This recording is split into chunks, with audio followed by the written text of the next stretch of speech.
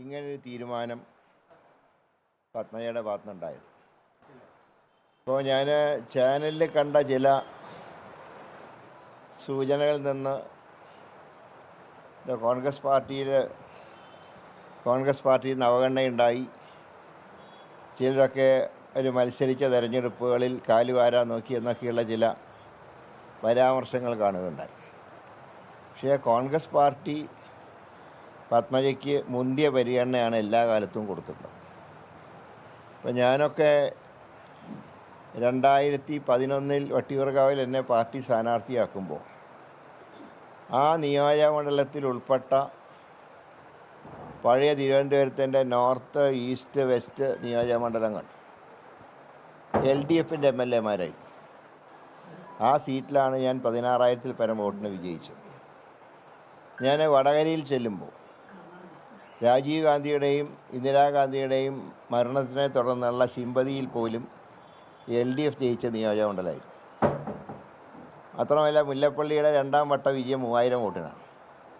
ആ 3000 വോട്ടിൽ ആ നിയോജകമണ്ഡലത്തിൽ നല്ല വേരോട്ടമുള്ള അന്നത്തെ JDU, ഇപ്പോൾ RJD-യാണ്, ആ പാർട്ടി മുന്നണി വിട്ട സമയത്താണ് ഞാനവിടെ മത്സരിക്കുന്നത്. അവിടെ 84,600 വോട്ടിന് എനിക്ക് ജയിക്കാൻ കഴിയും.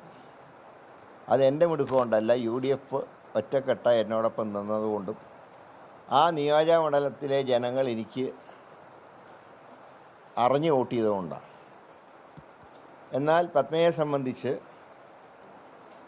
അവർ 2004-ൽ മൂന്നപുരത്ത് മത്സരിക്കുമ്പോൾ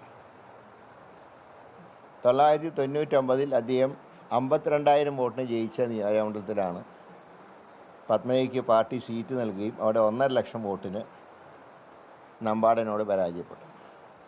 നമ്പാടൻ തന്നെ ആ തെരഞ്ഞെടുപ്പിൻ്റെ കൗണ്ടിങ് നടക്കുമ്പോൾ അദ്ദേഹം തന്നെ പറഞ്ഞിരുന്നു, അദ്ദേഹം തന്നെ ഞെട്ടിപ്പോയി, ഈ വോട്ടൊക്കെ എവിടുന്നാണ് വരുന്നത് എന്ന് അദ്ദേഹം ചോദിച്ച രംഗം അന്ന് ചാനലിൽ വന്നിരുന്നു. അതുപോലെ തന്നെയാണ് തൃശ്ശൂർ 2011-ൽ തേറമ്പിൽ രാമകൃഷ്ണൻ 12,000-ൽ പരം വോട്ടിന് ജയിച്ച നിയോജകമണ്ഡലത്തിൽ പത്മജയ്ക്ക് പാർട്ടി സീറ്റ് കൊടുത്തു. 7,000 വോട്ടിന് പരാജയപ്പെട്ടു. കഴിഞ്ഞ നിയമസഭയിൽ അതേ തൃശ്ശൂർ സീറ്റ് കൊടുത്തു. ത്രികോണ മത്സരത്തിൽ 1000 വോട്ടിന് പരാജയപ്പെട്ടു. അപ്പോൾ തെരഞ്ഞെടുപ്പിൽ ചിലരൊക്കെ കാലുവാരാൻ നോക്കിയെന്ന് പറയുമ്പോൾ അങ്ങനെ ചില വ്യക്തികൾ കാലുവാരിയാൽ തോൽക്കുന്നതാണോ ഒരു തെരഞ്ഞെടുപ്പെന്ന് പറഞ്ഞാൽ? അങ്ങനെയാണെങ്കിൽ എന്നെയൊക്കെ ഒരുപാട് പേര് വാരിയിട്ടുണ്ട്. ഞാൻ കംപ്ലൈൻ്റ് ഒന്നും കൊടുക്കാൻ പോയിട്ടില്ല, കൊടുക്കേണ്ട ആവശ്യമില്ല. കാരണം ജനങ്ങളെ പൂർണ്ണമായിട്ടും നമ്മൾ ജനങ്ങൾക്ക് വിധേയരായാൽ ഇതൊന്നും നമ്മൾ ഏൽക്കില്ല. അതുകൊണ്ട് തന്നെ ഈ പറഞ്ഞ ഒരു കാരണത്തിനും ഒരടിസ്ഥാനവുമില്ല. പിന്നെ ഈ ഇത്രയൊക്കെ വളർത്തി വലുതാക്കിയ പാർട്ടിയല്ലേ കോൺഗ്രസ് പാർട്ടി.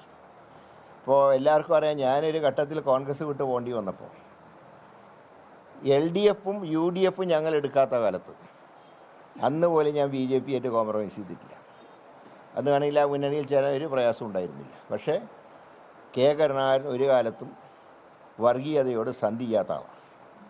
അങ്ങനെയുള്ള കരുണാകരൻ്റെ കുടുംബത്തിൽ നിന്ന് ഒരാളെ BJPക്ക് കിട്ടിയെന്ന് പറയുമ്പോൾ അത് മതേതര വിശ്വാസികളെ സംബന്ധിച്ച് ഏറ്റവും ദുഃഖം നൽകുന്ന ഒരു കാര്യമാണ്. പക്ഷേ അതുകൊണ്ടൊന്നും ഞങ്ങളുടെ പോരാട്ട വീര്യം തളരില്ല. ഞങ്ങൾ ശക്തമായി ഫൈറ്റ് ചെയ്യും. പത്മജയെ എടുത്തുകൊണ്ട് കാശിൻ്റെ ഗുണം BJPക്ക് കേരളത്തിലുണ്ടാവില്ല. എല്ലായിടത്തും BJPയെ ഞങ്ങൾ 3ാം സ്ഥാനത്തേക്ക് തള്ളും, യാതൊരു സംശയവുമില്ല.